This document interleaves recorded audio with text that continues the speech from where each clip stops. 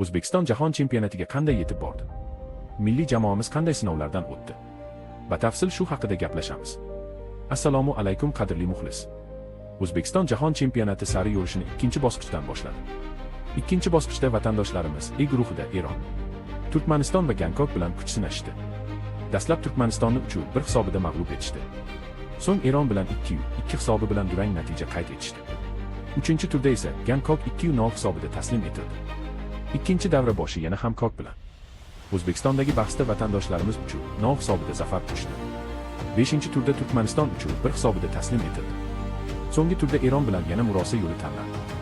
Hisob 0-0. Guruhda Eron birinchi, O'zbekiston esa ikkinchi o'rin bilan har ikkala jamoa ham 14 ochko to'plagan holda 3-bosqichga yo'l olishdi. Guruhda Turkmaniston 3-chi, Gankok esa oxirgi o'rinni egalladi. Navbat 3-bosqichga keldi. Vatandoshlarimiz A guruhida Eron, Birlashgan Arab Amirliklari, Shimoliy Koreya, Qatar va Qirg'iziston bilan bir guruhda to'g'ridan-to'g'ri jahon chempionati yo'llanmasi uchun kurashdi. Dastlab Shimoliy Koreya 1-0 hisobida taslim etildi va jahon chempionati uchun ilk qadam shu yerdan boshlandi.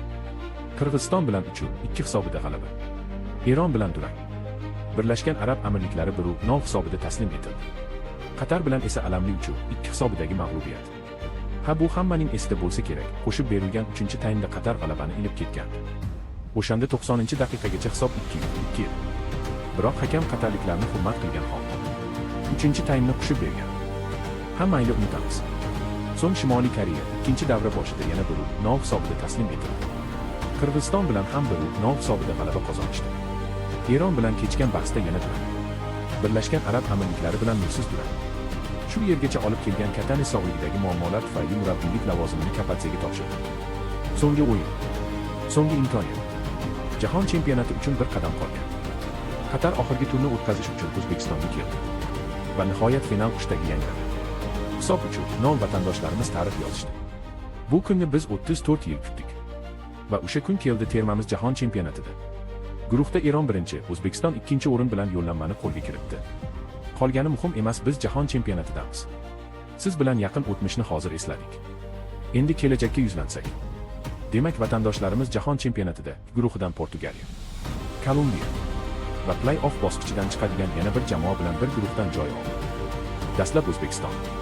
Jahon chempionatidagi birinchi uchrashuv 2026 yil 18-yil Toshkent vaqti bilan tongi 2:00 Kolumbiya bilan kuch sinashadi.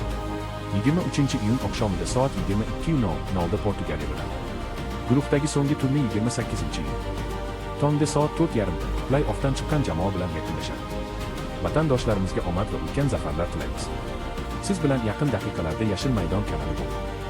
Biz hali yana ko'rishamiz.